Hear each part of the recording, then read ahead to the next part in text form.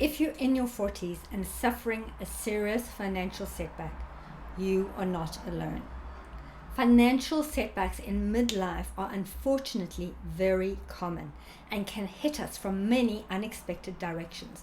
A crash in the stock market, a cut in earnings, a job loss, having to support a family member, the death of a spouse, divorce, illness, and a list of countless other black swan events. But while this can feel like the end of the road for our financial success, it doesn't have to be. And many over 40s have used this as a springboard to future success. Watch the video to find out how you can too.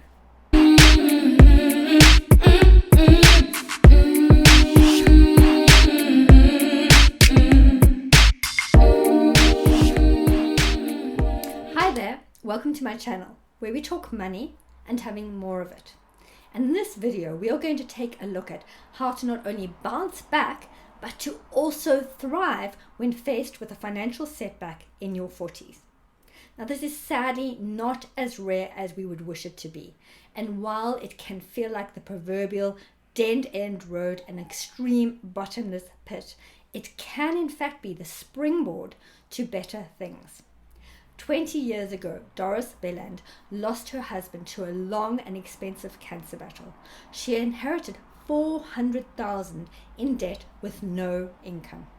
2 years later, however, she had paid off the debt, started a successful real estate business, built up an investment portfolio, and followed her passion of helping other women become financial rock stars.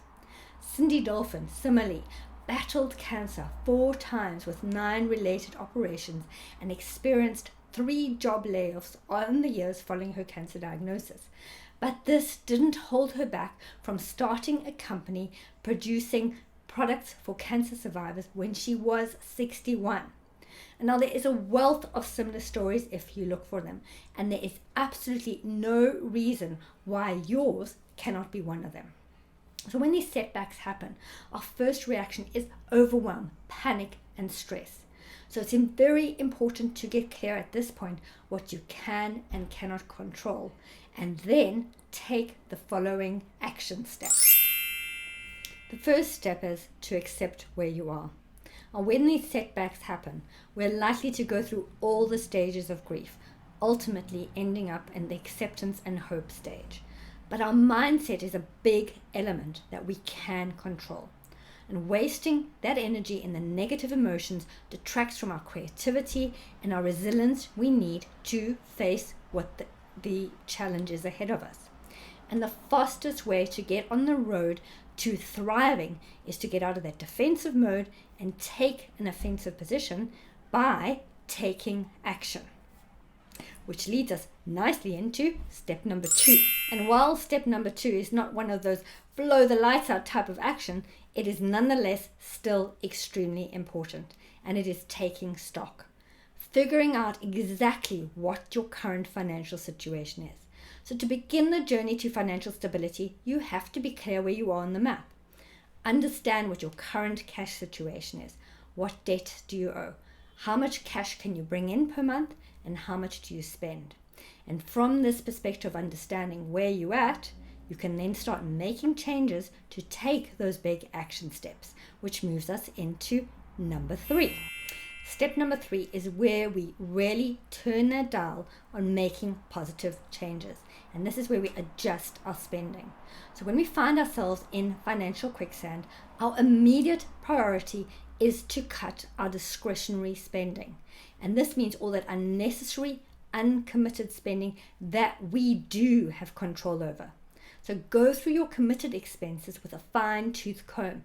Negotiate lower rates like your life depends on it, because your financial life does depend on it. And building the skill set is something that will serve you in every stage of life. So let's do that and move on to step number 4.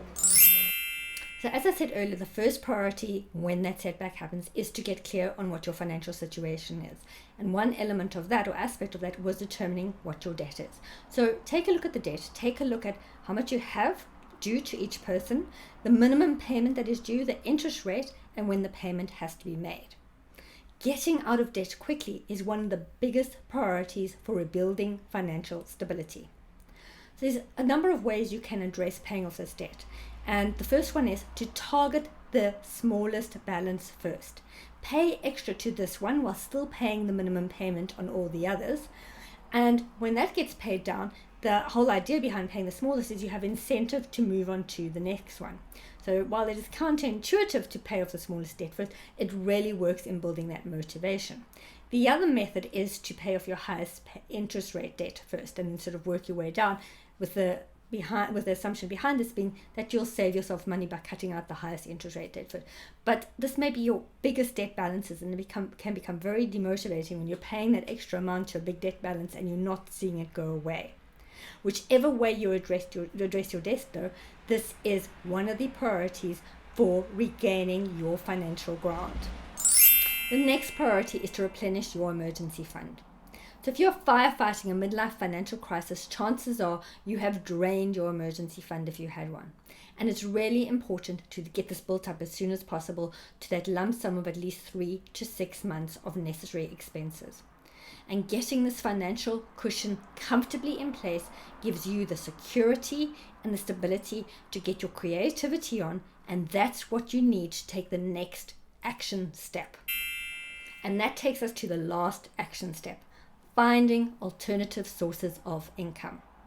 Camilla Gaines, a 64-year-old accredited financial counselor and founder of Retire Certain, realized along with her husband 15 years ago, following a major career setback, that they weren't on track to support their comfortable lifestyle. They began what she themes a wonderful adventure to build up alternative streams of income from investments and alternative assets. And in the process, they ended up pursuing their lifelong passions, capitalizing on areas of their expertise from previous careers. Necessity is the mother of invention. And when we allow ourselves to be creative and open, we get to uncover those opportunities in areas of income we hadn't considered before. I'm a strong believer in Alexander Graham Bell's words: when one door closes, another door opens. And the opportunity lies in opening that door. So pop down to the notes below and take the financial intelligence quiz to assess your financial resilience to life's financial challenges. And on that note, thank you for listening to the video the whole way through. If you like this video, please let me know by liking it and share it with any other ladies who want to change their financial story. And for further financial education and money talk designed for women, please subscribe to my channel.